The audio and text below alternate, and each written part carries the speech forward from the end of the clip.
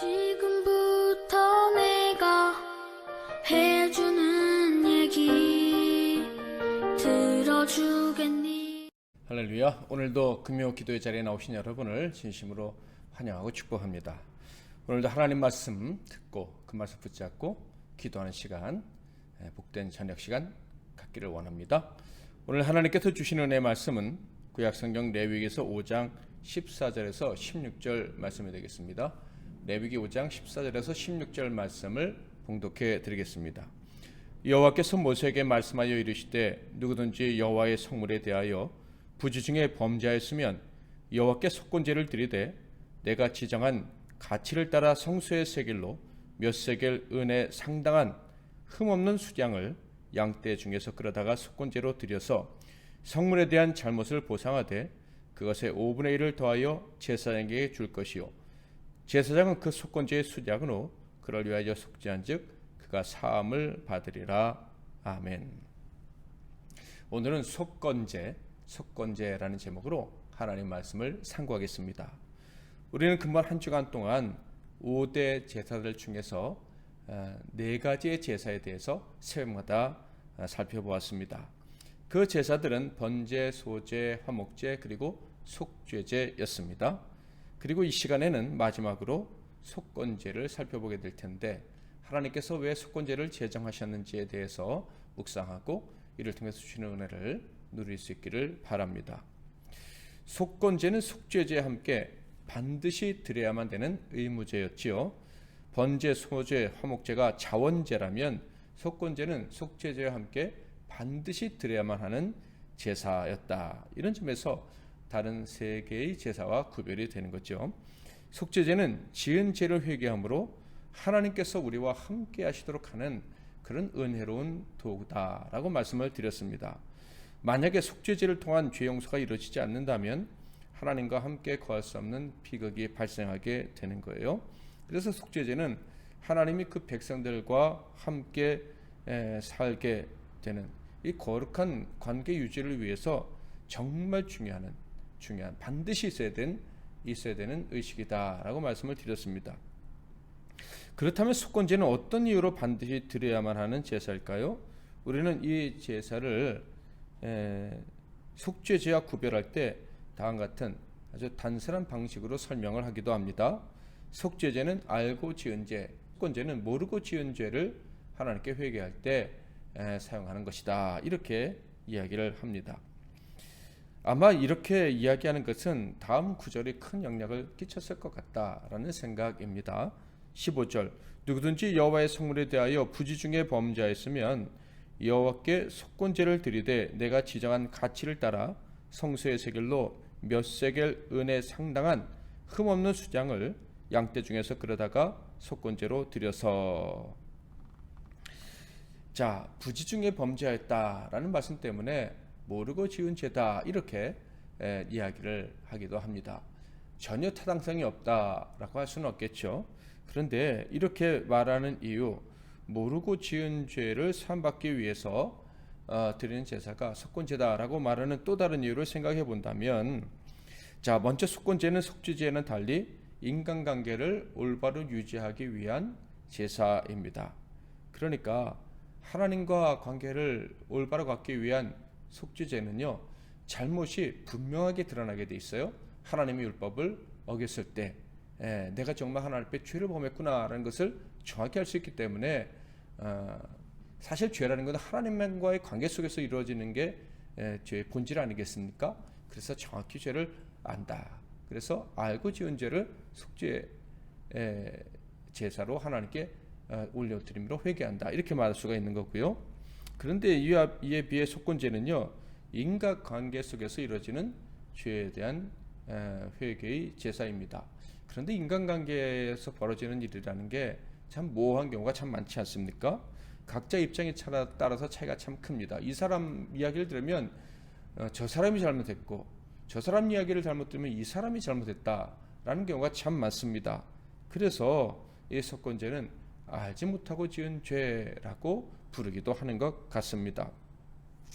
그럼에도 불구하고 알지 못하고 지은 죄가 속건제다 지은 죄를 회개하기 위한 죄가 속건죄다라고 하는 것은 조금은 이제 어린 아이들을 가르치기 위해서 너무 쉽게 말하는 것이다라고 할 수가 있을 것 같습니다. 아주 초보적인 성경 공부할 때 바로 속건죄는 알지 못하고 지은 죄를 용서받기 위한 제사다 이렇게 말한다는 것이죠. 자, 이 속건죄와 속죄죄의 차이점은요, 이 보상물에 대한 재물에 대한 것에서 드러나게 됩니다.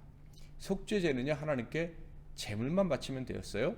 그런데 속건죄는 반드시 사람을 향한 사람에 대한 배상이 있어야 한다는 것입니다.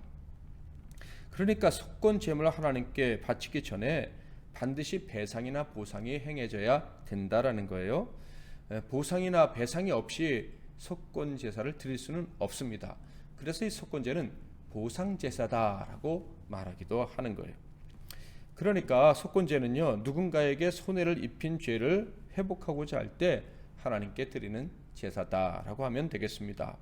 이런 제사를 드리라 하신 하나님의 뜻은 명백하죠. 하나님께 용서받기를 원한다면 먼저 사람에게 잘못한 것을 용서받아야 한다는 거예요.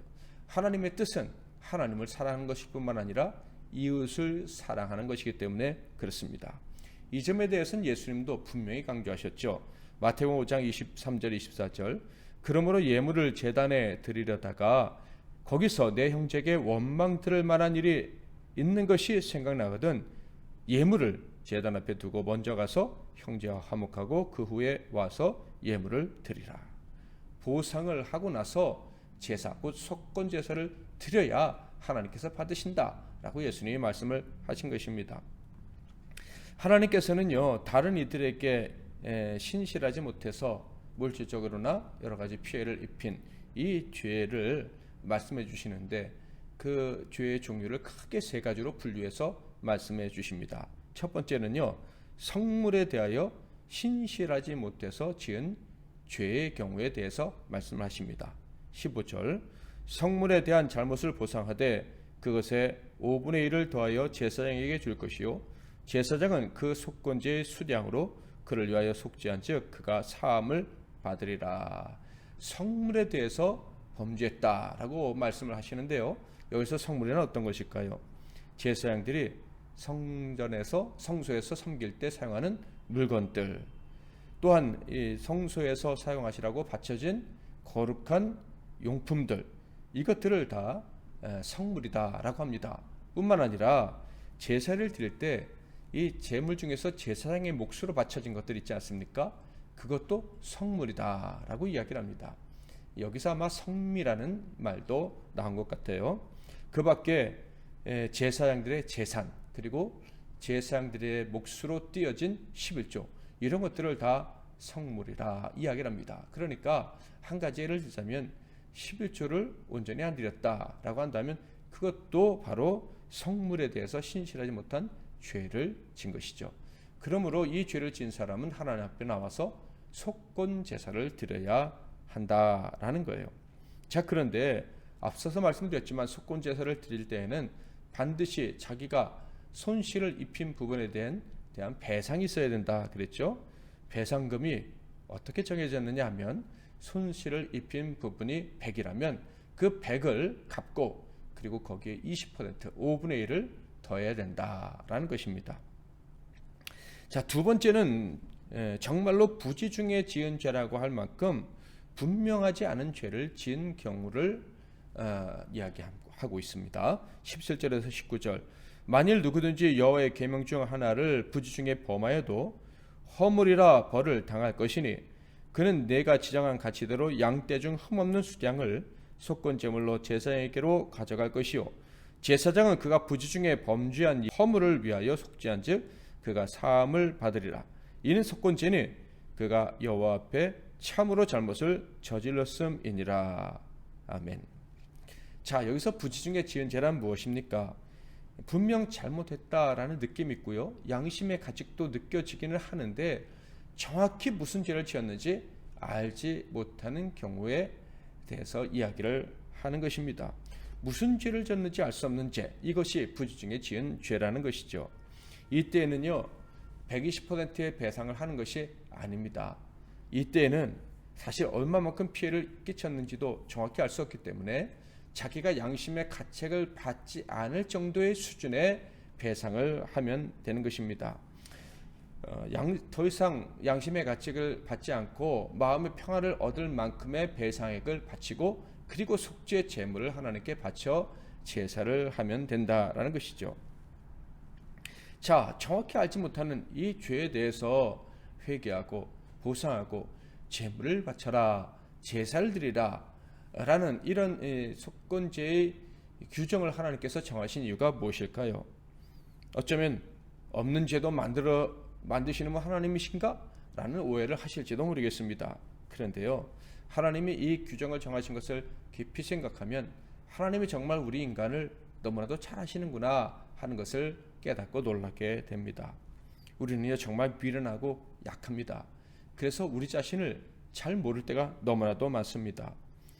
우리의 삶에 어려운 일이 닥치면 이것이 죄로부터 시작됐는지 아니면 다른 이유인지 모를 때가 얼마나 많습니까? 자, 그래서요, 이런 일이 발생하면 우리는 그 이유를 찾는데 답을 모르니 그냥 막연히 죄책감에 빠지는 경우가 참 많습니다.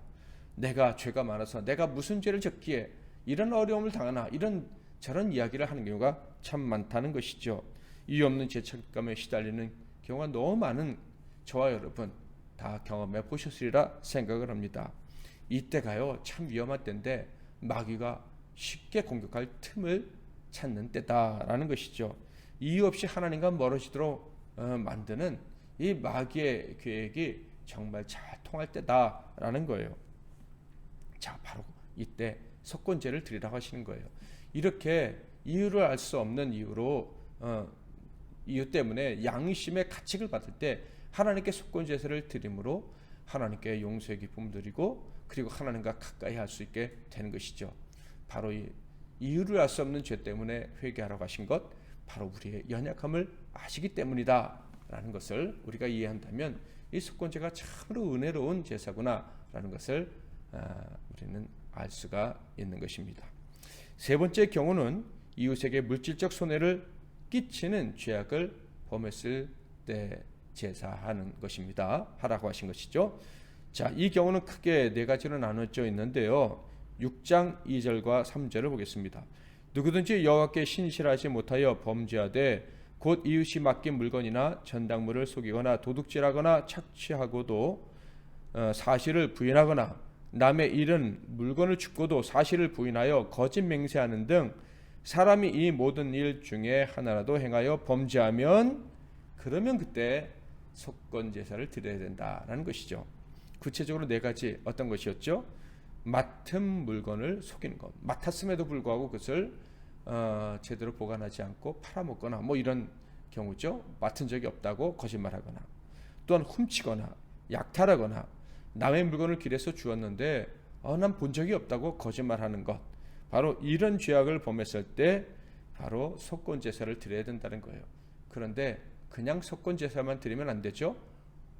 원래 이 손해를 입힌 것과 5분의 1, 20%를 더하여 갚은 다음에 속건 제사를 드려야 하는 것입니다. 그런데요, 출애굽기 22장에 보면요, 20%가 아니라 2배를 보상해야 된다라는 말씀이 있습니다. 그렇다면 속건제를 드릴 때 보상액은 매우 낮구나, 참 많이 경감됐구나 라는 것을 알 수가 있습니다. 왜 그랬을까요? 출애굽기에서는 2배, 2배를 갚으라고 했는데 왜 여기 레위기에서는 속건제를 드릴 때는 20%만 더해서 갚으라라고 말씀을 하셨을까요? 출애굽기에서는요, 죄를 감추다가 결국 재판받고 그 죄가 드러났을 경우에 벌의 성격을 띠고 있기 때문에 그렇습니다. 징벌을 받는 거죠. 그래서 배를 갚아야 되는 거예요. 그런데 속건제는요, 죄가 드러나기 전에 바로 먼저 자기가 자백을 하는 때를 상정해서 하시는 말씀입니다. 그러니까 하나님께서 속건제를 드리라 하신 이유는요, 벌 받기 전에 미리미리 자기의 죄를 자백하라라는 것입니다. 그러니까 우리가 우리 죄를 자백하는 건 너무나도 중요합니다. 하나님께서 우리 죄를 지적하시기 전에 만민 앞에 우리가 지은 모든 죄가 드러나기 전에 항상 먼저 회개하는 이런 습관을 갖는 건 너무나도 좋은 것이고요. 그것이 우리가 받을 피해라고 할까요? 우리가 받을 형벌을 현저하게 경감시키는 것임을 알아야 되는 것입니다. 그러니 회개할 줄 아는 자가 복받은 사람이다 라고 할 수가 있는 거죠. 이렇게 속건제는요, 성전, 그리고 그 성전의 성물들, 그리고 제사장, 그리고 이웃들에게 피해를 끼친 죄에 대하여 하나님께 용서받는 제사입니다. 이웃에게 끼친 죄를 보상하고 하나님께 회개함으로 양심의 가책에서 벗어나게 되는 그런 제사인 것이죠. 자, 그런데 여기서 우리는 한 가지 짚고 넘어가야 될 것이 있습니다. 내가 입힌 피해에 대해서 120% 정도를 보상을 한다면 피해를 입은 사람의 마음이 완전히 치유될 수 있을까? 이 점에 대해서 우리는 생각을 해야 합니다. 자, 예를 한번 들어볼까요? 요새 자동차 사고가 좀 많이 나죠. 차가 많으니까요. 자동차 사고를 내가 당했다고 합시다. 그러면 내가 보상을 120%를 받는들, 200% 받은들 정말 치유가 완전히 회복될 수가 있을까요? 몸의 상처는 정말 치유되기가 어려울 것입니다. 그리고 자동차 사고의 경우 120% 우리가 보상받지 않고 피해 받은 만큼만 보상받는 경우가 대부분인데, 그렇게 보상받았을 경우에 자동차 감가상각에까지 생각을 한다면 절대 충분치 않은 보상이다라고 생각을 할 것입니다. 자, 꼭 이 정도 수치로 계산할 수 있는 게 아니라 할지라도 남에게 피해를 입힌다면 상대방이 완전히 우리에게 받은 피해로부터 자유로워지기는 참 쉽지 않다는 거 우리는 잘 알고 있습니다. 물론 상대방이 완전히 회복되는 경우도 물론 있겠죠. 그런데 그렇게 되지 않는 경우도 참 많다는 거 우리는 잘 알고 있습니다. 자, 그런데 남에게 피해를 입히고 120% 정도 보상했으면 우리가 완전히 죄책으로부터 벗어나고 자유로울 수 있다? 왠지 좀 정당하지 않은 것 같다라는 생각이 듭니다. 자, 맞습니다. 우리 인간들이 우리의 죄로 말미암아 상대방에게 준 피해 완전히 보상할 수 있다? 이것은 옳지 않다고 생각을 합니다. 불가능한 일이라고 해도 과언이 아니다라고 저는 생각합니다.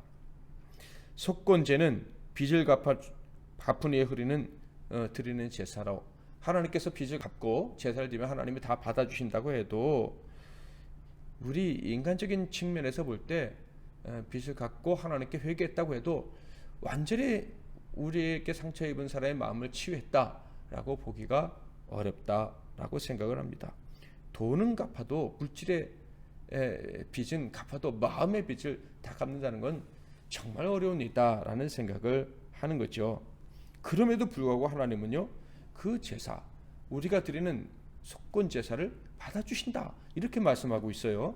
레위기 6장 6절 7절, 그는 또 그 속건 제물을 여호와께 가져갈지니 곧 내가 지정한 가치대로 양떼 중 흠없는 수장을 속건 제물을 위하여 제사장에게로 끌고 갈 것이요, 제사장은 여호와 앞에서 그를 위하여 속죄한즉 그는 무슨 허물이든지 사함을 받으리라. 분명 그 제사를 집례하는 제사장이 속건 제사를 드리는 자의, 속건 예물을 드린 자의 죄가 다 사해졌다고 선언할 수 있다라고 말씀을 하십니다. 심지어 무슨 허물이든지 다 용서받을 수 있다, 그렇게 선언해도 된다라고 하나님이 말씀을 하십니다. 정말로 어떻게 이런 일이 가능할까? 정말로 완전히 빚을 갚고 하나님께 의롭다 하심을 받을 수 있을까? 하나님께 의롭다 하심을 받는다고 한들 내가 사람들에게 준 상처까지도 다 해결을 받고 그래서 나는 완전한 자유함을 누린다고 할 수 있을까라는 질문을 계속하게 됩니다. 자, 그런데 이것이 가능하다는 것을 보여주신 분이 바로 우리 주 예수 그리스도이십니다. 이사야 53장 10절, 여호와께서 그에게 상함을 받게 하시기를 원하사 질고를 당하게 하셨은즉 그의 영혼을 속건 제물로 드리게 이르면 그가 씨를 보게 되어 그의 날은 길 것이요 또 그의 손으로 여호와께서 기뻐하시는 뜻을 성취하리로다. 예수님이 속건 제물이 되셨답니다. 예수님은 단번에 모든 죄를 완전하게 치료하신 완전한 제물이라고 우리는 알고 있습니다. 그러므로 예수님이 속건 제물이 되셨다면 바로 우리가 갚은 모든 빚에 대해서 이제 자유해도 된다. 너희의 모든 죄는 탕감받았다 라고 선언하시는 것과 같은 거예요. 예수님은 우리의 모든 빚을 완전히 탕감하시기 위해서 십자가에서 죽으신 것이다. 우리의 죄를 씻기 위해서 죽으시기도 했지만 우리가 진 빚을 완전히 탕감해 주시려고 십자가에서 죽으신 거예요. 우리의 빚을 탕감해 주셨다면 우리가 이웃에게 진 빚 때문에 이웃에게 준 상처까지도 치료해 주실 수 있는 예물이 되셨다라고 보는 것이 옳습니다. 절대로 갚을 수 없을 것 같던 죄의 빚, 그 상처를 예수님이 싸매어 주실 수 있으셨다라는 말씀인 거예요. 얼마나 놀라운 복음입니까? 아마도 우리가 이웃에게 끼친 상처, 우리가 이웃에게 진 빚을 생각한다면 그 빚에서 우리가 자유롭지 못할 것이다 라고 생각한다면 아마 평생 양심의 가책에서 벗어나기란 어려울 것입니다. 그런데 예수님은요, 완전한 속건 제물이 되어주셔서 우리가 진 빚에 대해서 완전히 탕감받을 수 있다고, 자유할 수 있다고 말씀해 주시는 거예요. 우리가 질 수 없는 모든 짐을 다 대신 져주시는 분이 예수님이시다. 이것이 성경이 가르쳐주는 진리입니다.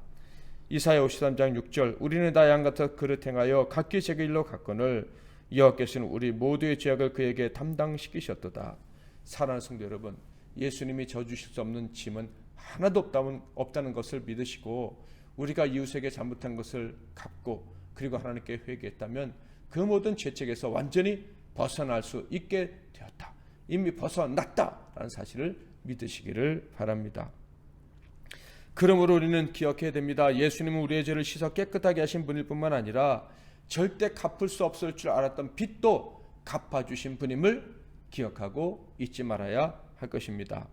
혹시 사람에게 진 빚이 있어서 갚지 못해서 힘들어하고 계신 분이 계십니까? 힘을 다해 그 빚을 갚으시기를 바랍니다. 그러나 혼자 힘으로는 불가능하다는 것을 느끼신다면 주님께 도움을 구하시고, 그리고 우리가 그 빚을 갚을 때 상대방의 마음의 빚까지도, 마음의 상처까지도 다 치유받음으로 우리가 완전한 자유를 누릴 수 있게 해달라고 기도해야 할 것입니다. 그렇게 기도할 때 우리를 위해 십자가를 지신, 십자가라는 무거운 짐을 져주신 주님은 우리의 짐을 가볍게 해주실 것입니다. 자, 그런데 여기서 여전히 우리가 주의해야 될 한 가지 사항이 있습니다. 그 한 가지 주의해야 될 점은 예수님이 우리에게 주신 말씀을 통해서 유추해 볼 수 있어요. 마태복음 6장 12절, 우리가 우리에게 죄 지은 자를 사하여 준 것 같이 우리 죄를 사하여 주옵시고.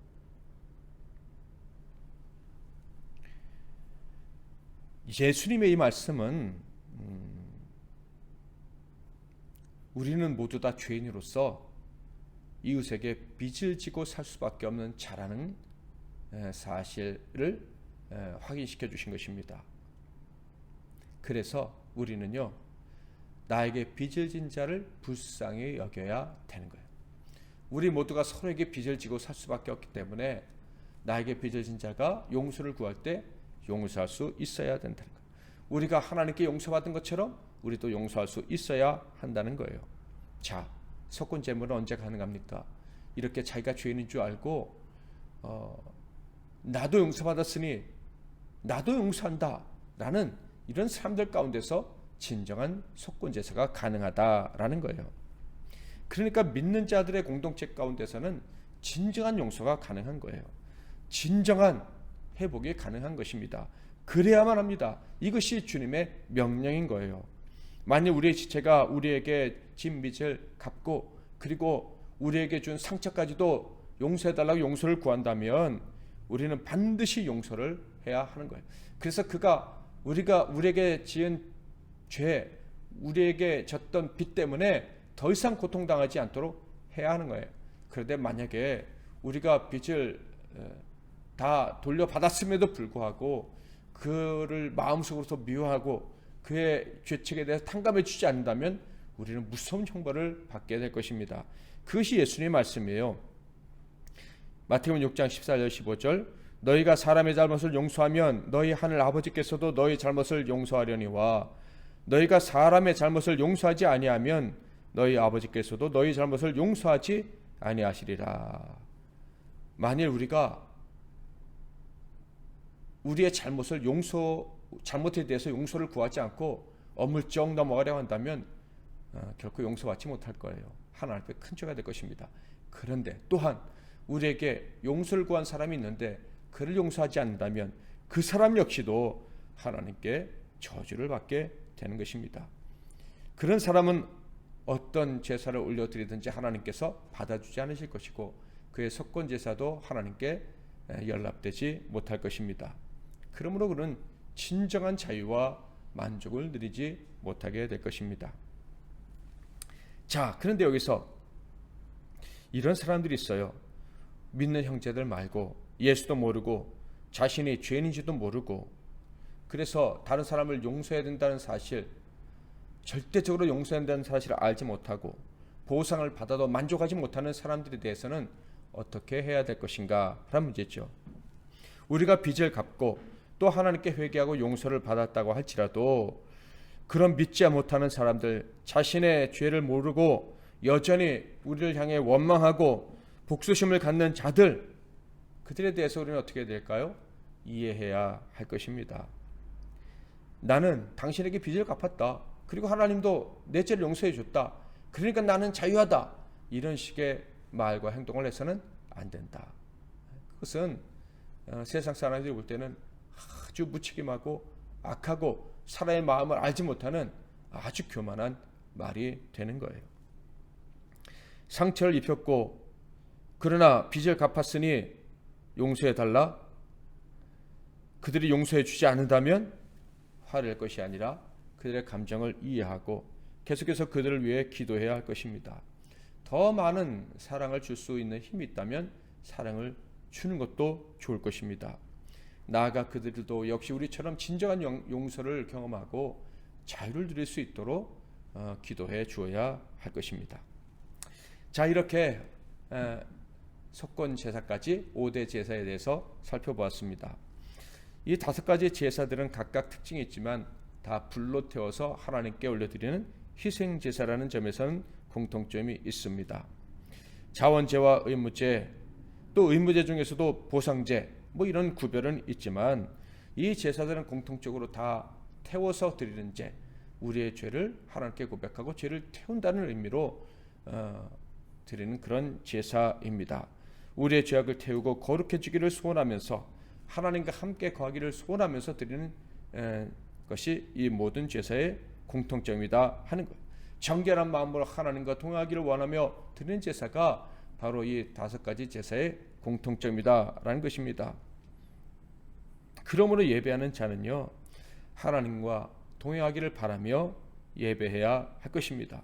하나님께서 우리와 동행하기를 원하시면서 이 예배를 허락하셨다는 사실을 기억하고 감사하는 마음, 회개하는 마음, 그리고 하나님 뜻대로 이웃을 사랑하기를 원하는 마음을 가지고 예배의 자리에 나가야 하는 거예요.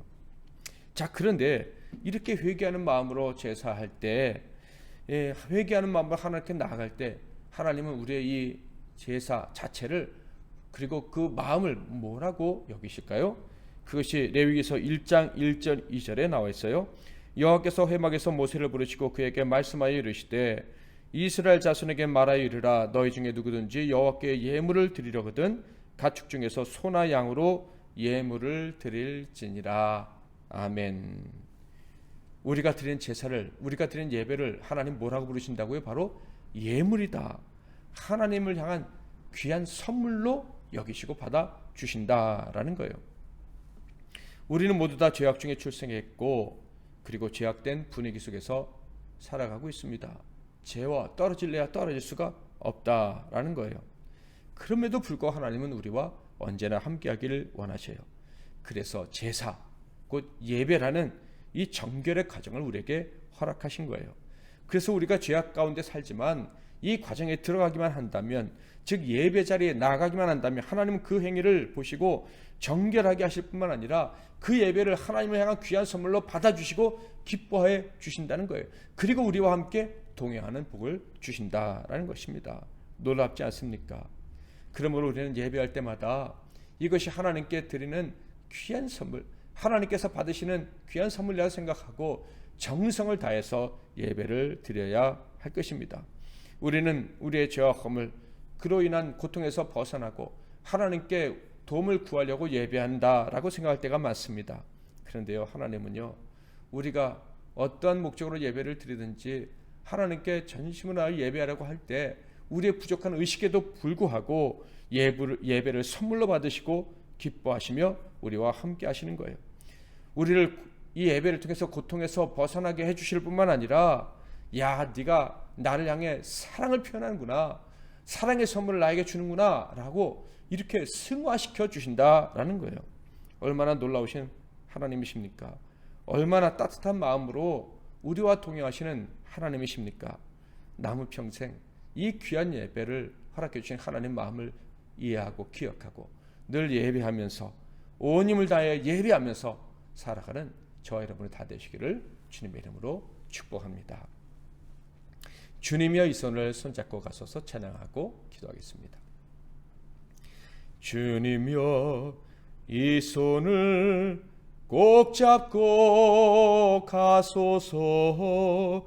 약하고 피곤한 이 몸을 폭풍우 흑암수 해치사 빛으로 손잡고 날 인도하소서.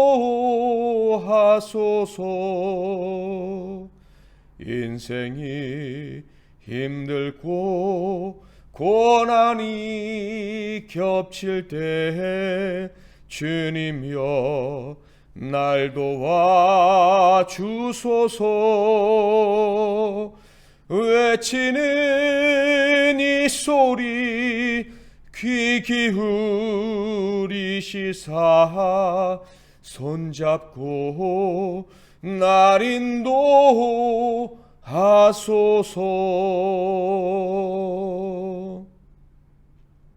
아멘.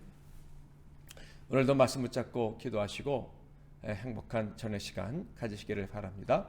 제가 먼저 잠깐 기도하고 여러분이 이어서 기도하시기를 바랍니다. 하나님 아버지, 오늘 이 귀한 저녁 시간에 속건제, 이 거룩한 제사를 통해서 제정하신 그 하나님의 마음을 아는 것을 통해서 크신 은혜를 받게 해주시니 감사합니다. 하나님은 우리가 모든 인간관계 가운데서 죄로 말미암아 상처를 주고받을 수밖에 없다는 것을 아시고 이 귀한 제사를 제정해 주셨습니다. 하나님, 우리가 우리에게 잘못한 사람들을 용서해 줄 뿐만 아니라 또 우리가 피해를 입힌 사람들에게 진심으로 회개하고 빚을 갚아주면서 그리고 거기에 하나님의 은혜가 더하여서 그 관계를 회복하고 살아가는 복을 누리기를 원합니다. 혹시 우리 가운데 깨진 관계 때문에 힘들어하는 종들이 있다면 어떻게 그 관계를 회복할 수 있는지 알려주시고, 그들이 믿는 자라면 우리가 함께 서로 빚을 갚고 또 용서하면서 하나가 되는 그런 기적을 누리게 하옵소서. 평생 이 거룩한 예배를 통해서 하나님과 관계를 회복하고 이웃과 관계를 회복하고 사랑하면서 살아가는 우리 모두가 되게 하옵소서. 예수 그리스도의 이름으로 기도하옵나이다. 아멘.